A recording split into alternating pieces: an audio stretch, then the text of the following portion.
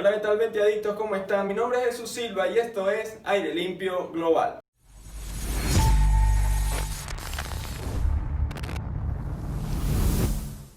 Y el video de hoy es muy importante porque trata sobre los filtros de aire. Hablaremos sobre el estándar EPA y el estándar ULPA. ¿Cuál es mejor? ¿Cuándo usar uno y cuándo usar el otro? Y en eso te lo vamos a explicar en el siguiente video. El primero que vamos a ver van a ser los filtros EPA. ¿Qué significa? High Efficiency Particulate Air. Y estos filtros EPA van a tener la capacidad de filtrado de hasta un 99,99% de partículas para un tamaño de 0.3 micrómetros. Esto es mucho más eficiente que lo exigido por los estándares ASME y DOE, que exigen un filtrado del 99,97%. Pero en el mercado actual existe un estándar mucho más eficiente, que es el estándar ULPA, Ultra Low Particulate Air. Y este estándar ULPA va a tener la capacidad de filtrado de hasta un 99,9995% de las partículas de hasta un tamaño de 0,12 micrómetros. Entonces, como vemos que el estándar ULPA tiene una capacidad de filtrado de hasta partículas más pequeñas, ¿por qué simplemente no cambiamos todos los filtros EPA por los filtros ULPA? ¿Por qué mayormente se siguen utilizando los filtros EPA a nivel mundial?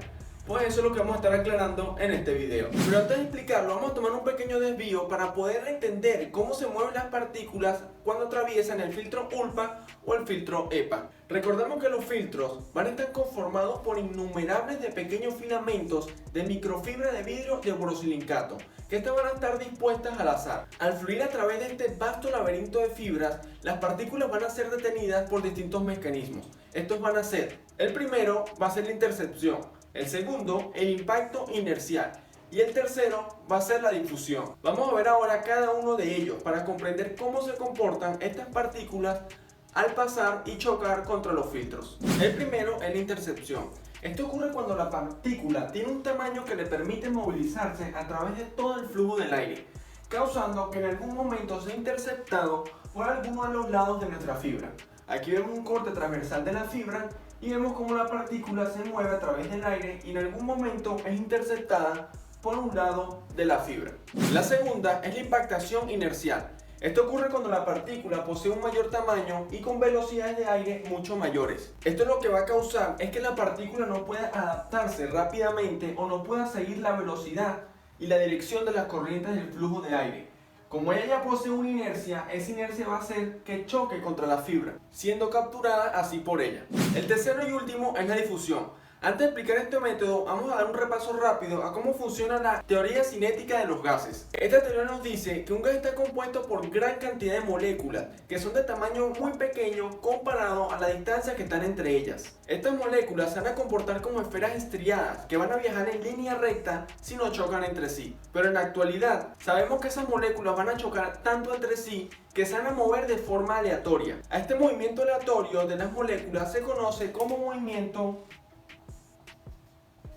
browniano.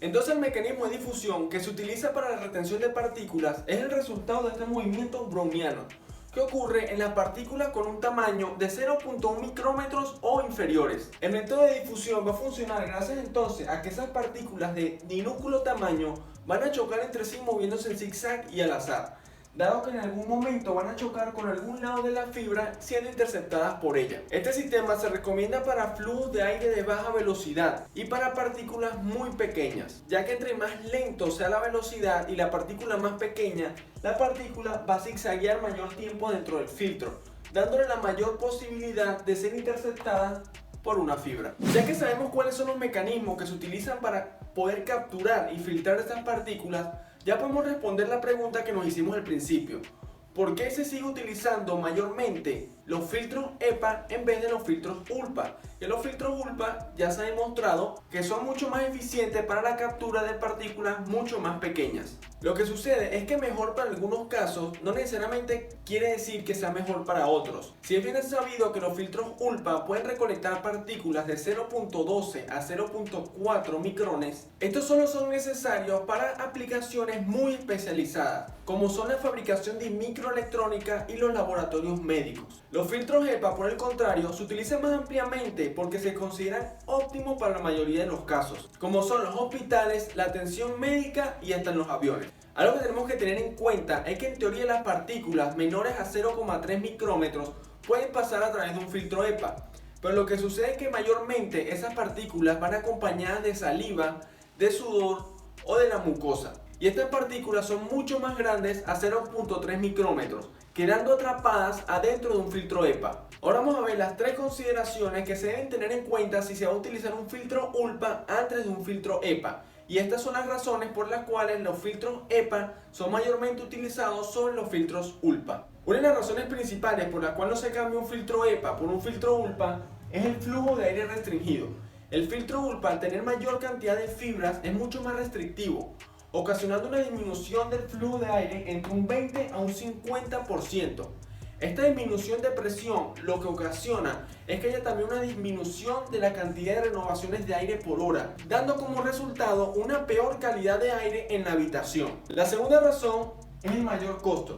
Los filtros ULPA, al ser más densos y tener mayor cantidad de fibras, son mucho más difíciles de producir y además son más costosos, entre un 30 y 40% más caros. Además a esto, si queremos obtener la misma cantidad de renovaciones de aire que con un filtro EPA, debemos aumentar el tamaño del filtro ULPA, causando que el costo sea hasta mayor. No solo esto, sino que como el aire es restrictivo y tiene una pérdida de presión, el ventilador también tiene que ser más potente, aumentando aún así los costos para poder utilizar un filtro ULPA. La tercera y última razón por la cual los filtros EPA predominan sobre los filtros ULPA va a ser su vida útil. Un filtro ULPA tiene una vida útil de aproximadamente de 5 a 8 años, mientras que un filtro EPA con el mismo uso va a tener aproximadamente unos 10 años. Aunado a esto, hay filtros ULPA que requieren un sistema de prefiltrado, es decir, un filtro antes de él. Esto con la razón de proteger el filtro ULPA y no se dañe por polvo o partículas más grandes. Y hasta aquí el video de hoy, espero que les haya gustado, que hayas aprendido que es lo más importante. Ya puedes ver por qué los filtros EPA son mayormente utilizados a los filtros ULPA. Si tienes alguna duda, pregunta o sugerencia, por favor házmela saber abajo en la caja de comentarios, por las redes sociales o mi correo personal. Muchas gracias por vernos y nos vemos en el próximo video.